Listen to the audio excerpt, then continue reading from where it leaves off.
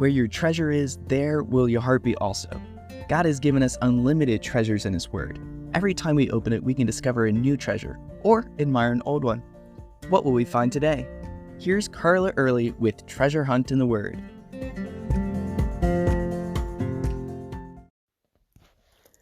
As I studied John 3, I ran into one commentator who said that this was the greatest sermon ever preached, and it wasn't in the temple or even on a hillside to the multitudes. It was to one man who didn't understand most of what he was talking about at the time. But you know what? I think Nicodemus must have gone home and written down what Jesus had told him, meditated over it, and compared it with what the Old Testament scriptures said. He knew what Jesus told him was incredibly important because he was revealing the plan of salvation, how to get into God's kingdom. And unlike other Pharisees, that was uppermost in Nicodemus's mind. Jesus disclosed some life-changing truths. The one we're looking at today started with verily, verily, or most assuredly, which always tells us something important is coming up. Jesus said, "Most assuredly I say to you, we speak what we know and testify to what we have seen, and you do not receive our witness. If I have told you earthly things and you do not believe, how will you believe if I tell you heavenly things? No one has ascended to heaven but he who came down from heaven, that is, the Son of Man." When he said we speak, we know, we have seen, who's he talking about?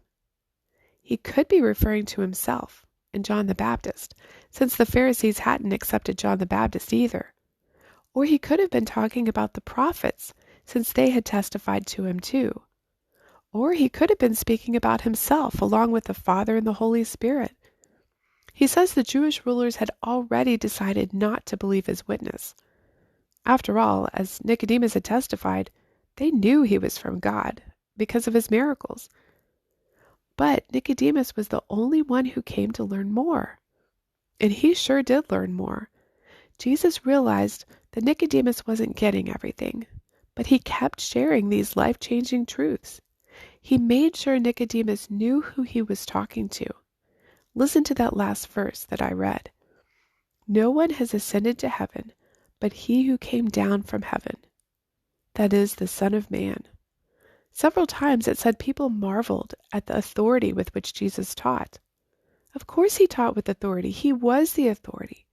In fact, he alone had perfect knowledge of the kingdom of heaven, because he had been there. And he was the only one qualified to discuss salvation.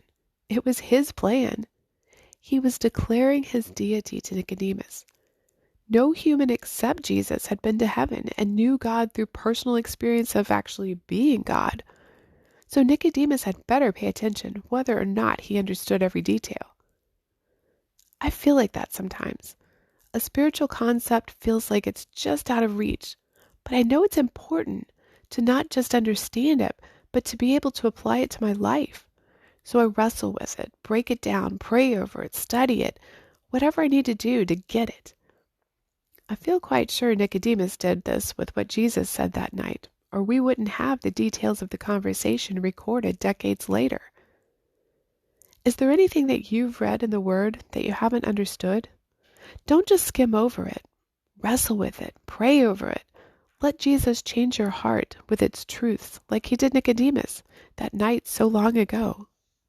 You can contact us at treasurehuntintheword@gmail.com. We'd love to hear the treasures God has given you through His Word.